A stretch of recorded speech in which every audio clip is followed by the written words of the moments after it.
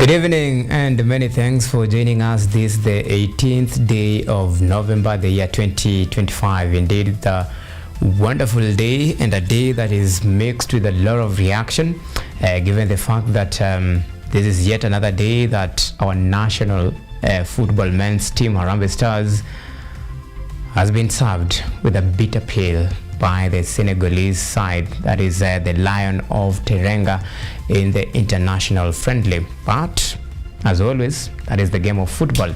We have this and more lined up for you, but first thing first, our top stories tonight.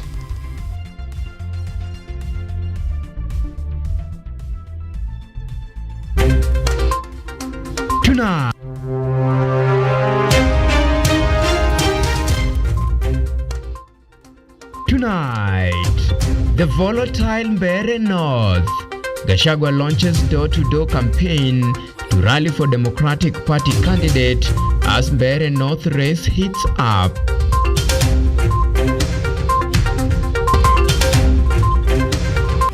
Kalonzo roars in Magarini. Kalonzo hits back at government for misinformation as they launch series of campaigns in Magarini.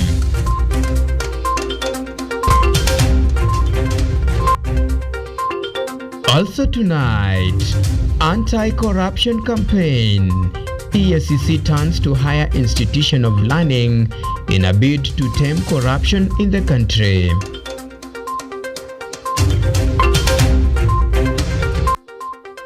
Plus, ignore them. A Lagos Songa member of parliament wants party diehards to ignore those opposing broad-based government.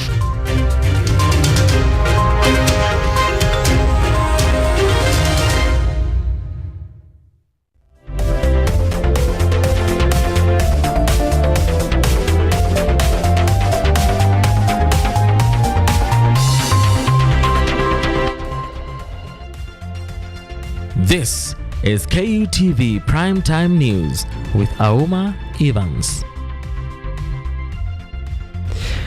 Right, our sign language interpreter tonight is Naomi Omboi. You can tweet us on all of our social media platforms. We are coming to you live on YouTube at KUTV News Kenya. You can tweet us on X at KUTV_Kenya at Auma Evans. The hashtag to use, State of the Nation.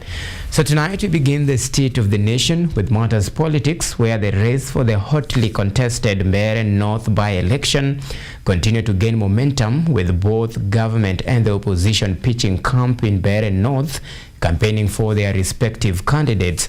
However, the campaign have been characterized by the heated political salvo as Deputy President Kithure Kindiki takes heads on with his predecessor Rigathi Gachagua in what is turning out to be a two-horse race. Our very own Anyango Sylvia is on that beat tonight. By embracing door-to-door campaigns, the Democratic for Citizens Party DCP leader Rigathi Gachagua has intensified his outreach to the people of Mbeere North constituency, rallying support for Newton Kariuki as the next Member of Parliament in the upcoming by-election. Speaking at Kageri Shopping Center and Kiandu Market in Thawa Ward, the former Deputy President urged the residents of Mbeere North not to be intimidated by government coercion or swayed by bribery. Si mimi nilitangazia nyinyi, tumefungua hoteli ya Kasongo na Soprano na Ruko na Karinda na Mudhende, alafu hoteli si tumefunga sasa. Sasa tulisema ndovu hawezi zikwa na nini? Na pembe. Ingolewe pembe alafu izikwe. Supported by Justin Muturi, former CS Mithika Linturi, and Manyata Member of Parliament Gitonga Mukunji, Gachagua warned that the mismanagement of national affairs, embezzlement of development funds, and extrajudicial killings could lead to the political demise of the UDA party on the 27th of this month. Si vijana wa area iko? Wale wa kuchimba kaburi? Vijana mko? Kaburi mtachimba tarehe ngapi? 20 ngapi? 26. Alafu asubuhi tunataka ikifika saa 2 saa 3 tumalizane na mazishi ya UDA. Pitching camp in the same region was Deputy President Professor Kithure Kindiki, who is rallying support for UDA party candidate Leonard Muthende. lazima aidha wa behave. Speaking at various stops during campaign, Kindiki slammed his predecessor Rigathi Gachagua for peddling politics of hate, ethnicity and divisions. Gachagua was dismissed as a failed leader with no clout. Wao ulipewa crown ukaribu. Kwanza kuchokora, unachokora rais, unachokora kila mtu, unaenda kutu expose. Tunakaa kama watu wajinga. Tumekuwa na watu wakubwa kutoka sehemu hii na hawakufanya mambo ya ujinga. Tulikuwa na mzee Kenyatta 15 years was a national leader. Tulikuwa na huyu Mwai Kibaki 10 years gentleman rais wa Kenya, haongei kisirani na mambo ya ukabila ya kuvuruga, na unajua watu wetu wako dunia nzima. The deputy president accused Gachagua of masquerading as Mount Kenya kingpin, yet there was nothing to show for it, saying he initiated no development during his short stint as DP.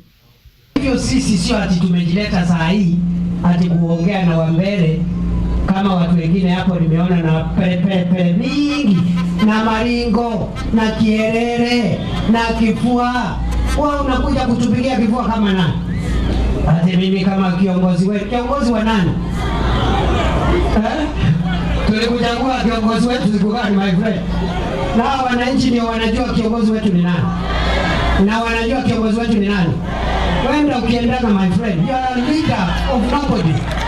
The results of the parliamentary by-election that shall be held on the 27th of November to determine the success of Geoffrey Ruku, who was elevated to the post of cabinet secretary, will shape the kingpin narrative in the Mount Kenya region. This shall also gauge the popularity of the Kenya Kwanza administration in the region, a factor that is crucial for the 2027 re-election bid. Anyango Sylvia, KUTV. Thank you, Nyango Sylvia, for that comprehensive reporting. Still matters politics. The united opposition leaders, led by Kalonzo Musyoka, today held a series of rallies in Magarini to drum up support for Democracy for Citizens Party candidate Stanley Karisa ahead of the upcoming by-elections. And as our political affairs reporter Moses Masha details in the following report, Kalonzo hit out at the government for spreading false claims that Wiper candidate dropped out of the race in favor of UDA candidate. On the first day of their campaign tour in Magarini constituency, the opposition leaders led by Wiper leader Kalonzo Musyoka officially opened a Wiper office in Malindi town, where they called on locals to come out in large numbers and support the DCP candidate Stanley Kenga. Sababu ya kusema Ruto ni one term, ameonyesha uongozi dhaifu, hata heshima duniani amekosa, akaodhoreshwa kama kiongozi ulimwengu mzima ambaye ana ufisadi nambari 1.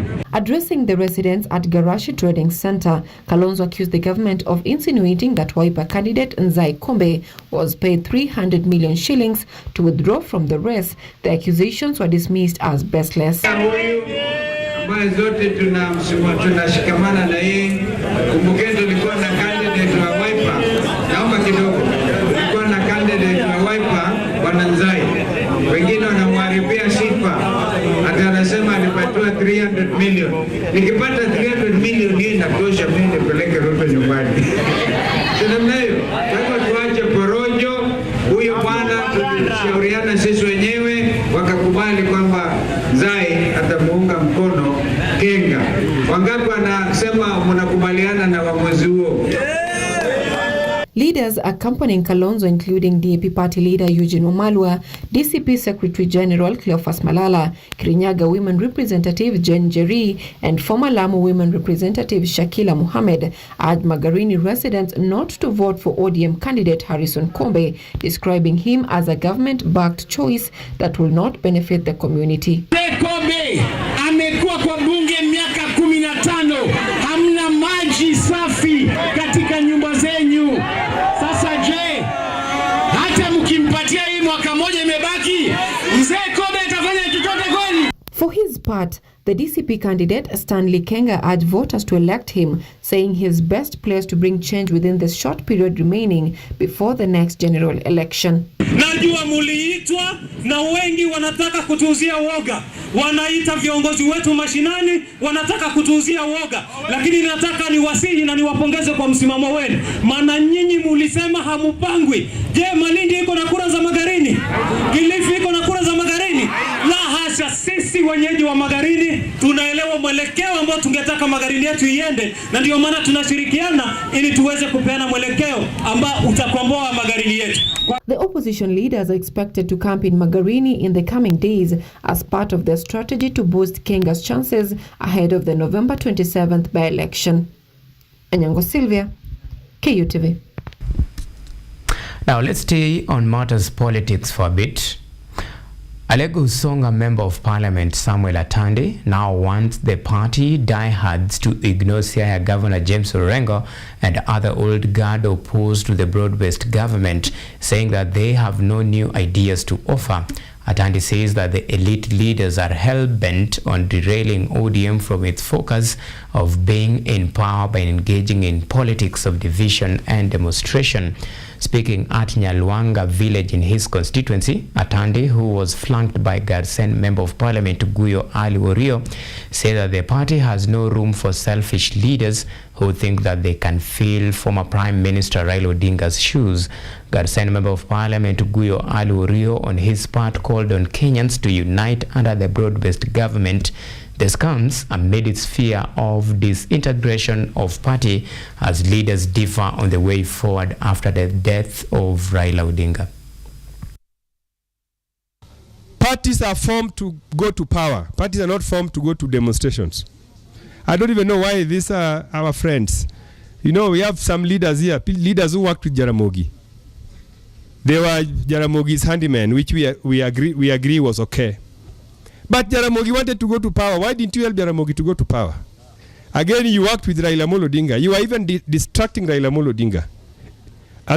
In the end, Raila did not go to power. Now, the ODM that we want to build now must be the ODM that is hell-bent in winning state power. We want ODM to be focused on winning state power. And we have ideas. Some of us have very good ideas. We want these old leaders in ODM like James Orengo.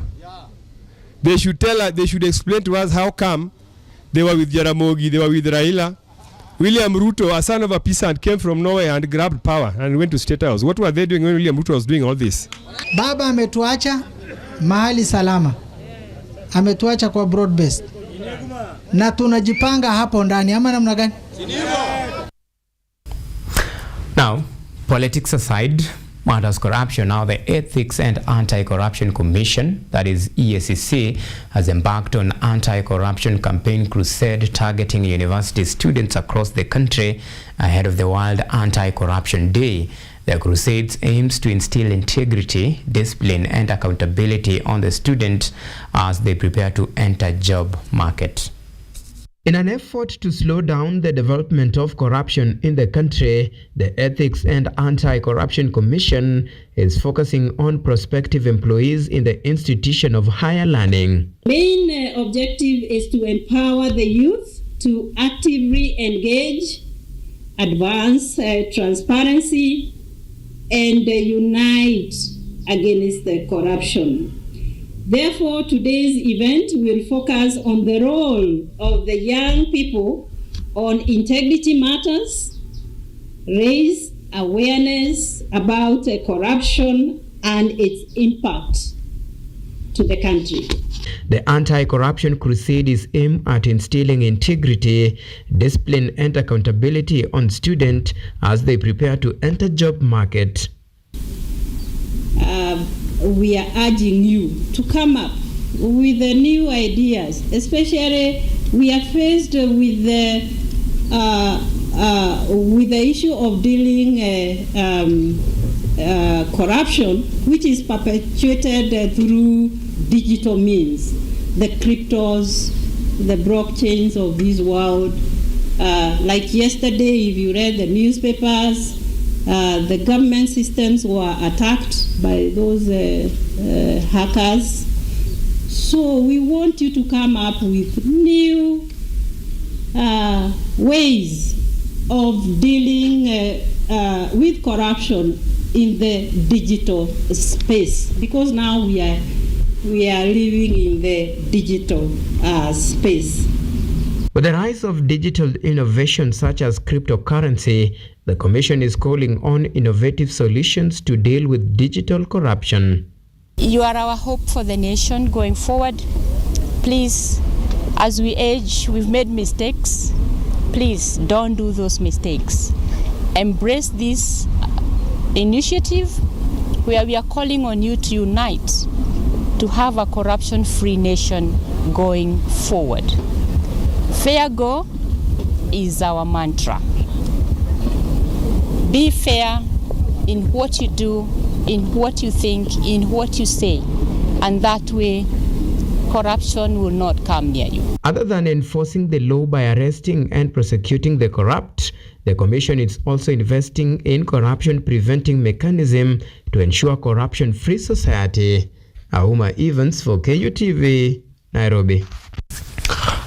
All right, now it's time to take our very first break here on the State of the Nation. Remember, I still have much and more lined up for you, but that will come after this very short break. See you.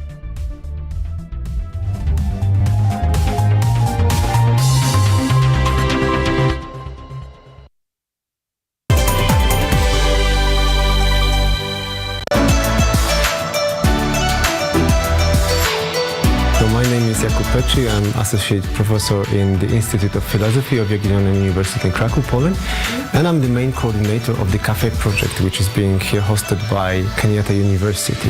My name is Ewa Hudoba. I am a project manager in this consortium. Keep watching cutting-edge research at Kenyatta University Television. Are you ready to take charge of your health?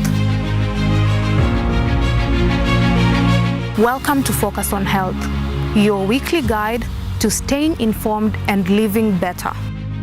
Join me every week as I sit down with trusted medical experts. Gynecology is basically a field concerned with mainly the female genitalia. Explore real-life stories during when the patient come in and bring you updates and tips that are beneficial to your health. Because health isn't just important, it is everything.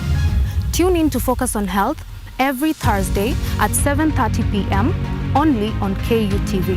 I'm your host, Kandia Marian, and I'll see you then.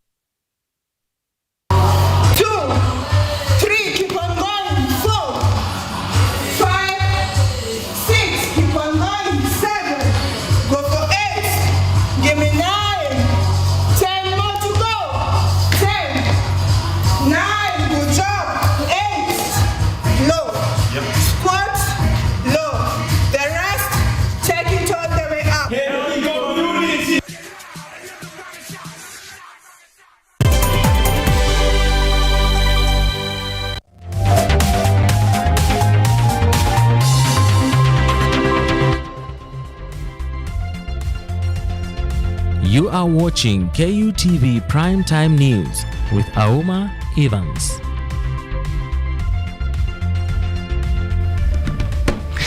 Right, welcome back. Now, President William Ruto is expected to deliver the 13th State of the Nation address this week on Thursday, 20th November 2025 at exactly 2:30 p.m. This was made official by the Speaker of the National Assembly, Moses Wetangula, on the 18th of November. In a communication from the chair, Speaker Wetangula said he had received an official message from the President as required under Standing Order 42 Clause 1, which obligates the Speaker to convey any presidential message delivered to his office. He added that the office of the clerk of both the houses have already begun preparation for the joint sitting, with further logistical details set to be communicated to MPs ahead of the event. Honourable members, Standing Order 42.1 relating to messages from the President provides that the Speaker, and I quote, shall read to the House any message from the President delivered to the Speaker for communication to the House. In this regard, I wish to inform the House that I received a message from His Excellency the President conveying that he intends to deliver the 13th State of the Nation Address 2025 to Parliament pursuant to Article 132.1 of the Constitution on Thursday, 20th November 2025. Meanwhile, as the world marks World Day for the Prevention and Healing from Child Sexual Exploitation, Abuse and Violence on 18th of November each year, in Kisii, Women Representative Doris Abure now wants her harsher punishment for men who impregnate underage girls, saying that laxity in law enforcement continue to expose children to sexual abuse. Aburi was speaking at the Gender-Based Violence Recovery Center in Kisii Town, where she met with teens mothers aged between 13 and 17 years, as Linda Nzilu now reports. Kenyan women joined the world in solidarity to commemorate World Day for the Prevention and Healing from Child Sexual Exploitation, Abuse and Violence. During a candid engagement with teen mothers, Kisii Woman Representative Doris Aburi called for punitive measures targeting men responsible for impregnating minors and those found guilty of defilement. Aburi hinted of the bill sponsored in Parliament seeking to amend the Sexual Offences Act of 2006, introducing stiffer penalties to deter potential offenders. I have my sexual offences bill. It went through the first reading, inakuja the second reading. Hiyo ina propose tunakuwa na all sensitization yote inafanyika kwa mashule, awareness, watoto wanafunzwa, hakuna mtu anakufanyia FGM.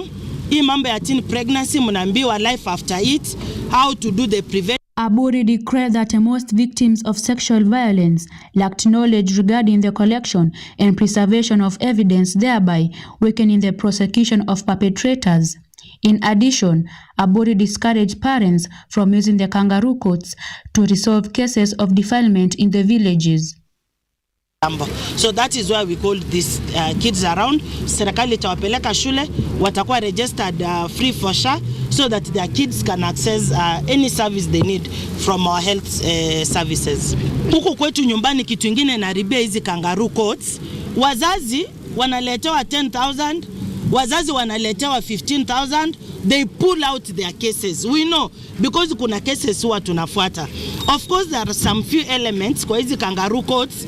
The woman representative also faulted the police officers for stigmatizing victims of sexual violence, especially when they go to report the cases at the police station. Aburi encouraged the teen mothers to register under the Social Health Authority SHA program so that they can access free prenatal and postnatal care services.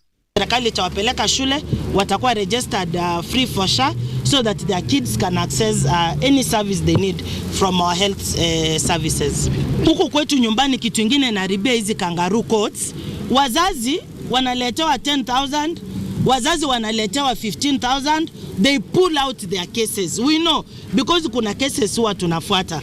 Of course there are some few elements kwa hizi kangaroo courts, pia wanapewa pesa wanaribu case. Through such initiatives and awareness campaigns, the women intend to combat child sexual exploitation and violence by highlighting prevention efforts and providing healing for survivors. The day encourages action to protect children, promote their dignity and rights, and increase public awareness about the issue.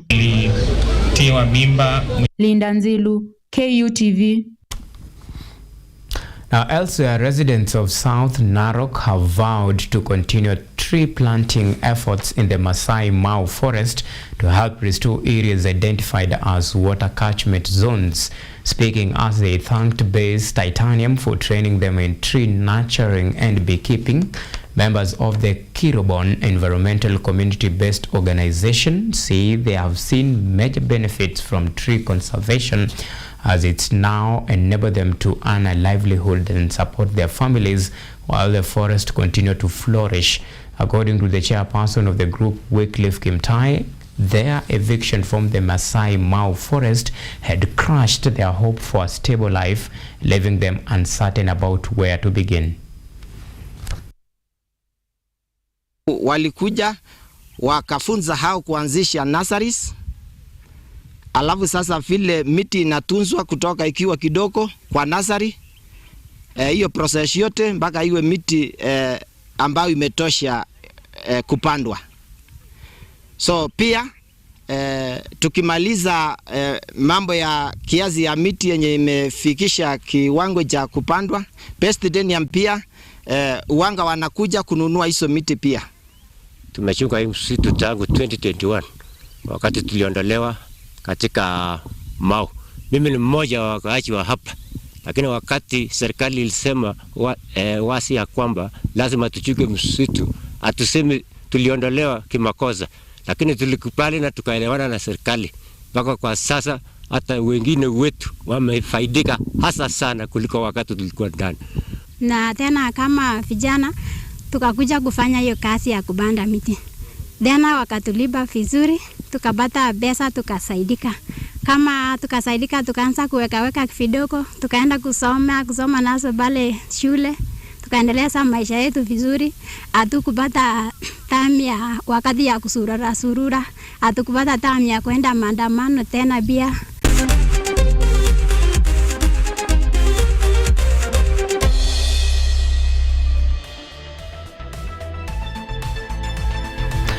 Alright, now it's time for the latest in the world of sports.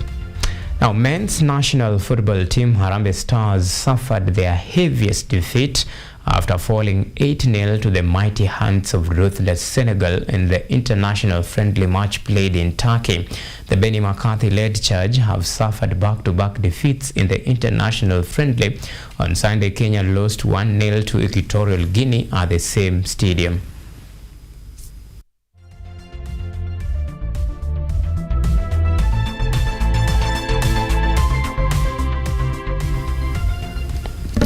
Alright, and still matters football. Germany and the Netherlands booked their place at the 2026 World Cup in the World Cup qualifiers.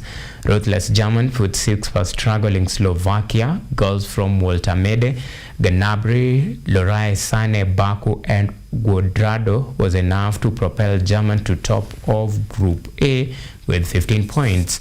In another match played in the World Cup qualifiers, Netherlands took full control of Group G with 4-0 commanding victory over Lithuania to book a place in the 2026 World Cup co-hosted by USA, Mexico and Canada.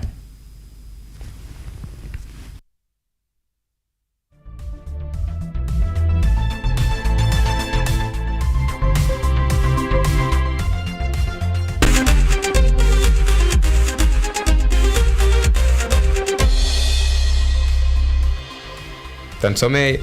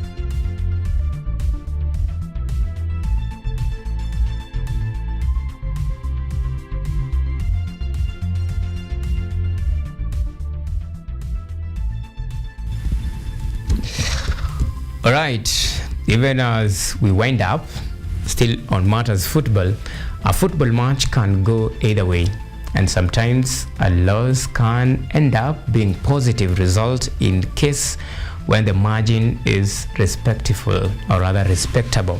But an 8-0 defeat to a more superior Senegal team has left the national team limping. The loss rekindled memories of some of the lowest moments in history. Harambee Stars were poor in all aspects of the game. The Benny McCarthy-led charge had no answers for their opponent, who laid siege at their goal. The defeat brings to the fore some of the most embarrassing defeats suffered by Harambee Stars down the years. In 1965, the Black Stars of Ghana whipped Kenya 13-2 in an international friendly. in what remains Harambee Stars' worst defeat in history. In November 2009, Kenya faced Kuwait in a friendly match ahead of the 2010 World Cup qualifiers and were thrashed 5-0 in the game played in Egypt. Most recently, Harambee Stars lost 5-0 in the hands of ruthless Mali in FIFA World Cup qualifier. The match was played in October 2021. Lethal Mali forward Ibrahim Okone hit a hat-trick in between goals by Adama Traore and Musa Diambeo on a soggy night in Agadir. The loss was followed by an uproar from across the country as fans questioned how Kenya would lose by such huge margin despite abundance in talent and resources. But it is 8-0 defeat at the hands of Senegal that will hurt the most. Many thanks for the men and women behind the scene and for all those who made this production a success. A big salute to you, our esteemed viewers, for always keeping us a company in the last 30 minutes or so. My good name is Auma Evans. Our sign language interpreter tonight has been Naomi Ombui. Until next time, do have a lovely night.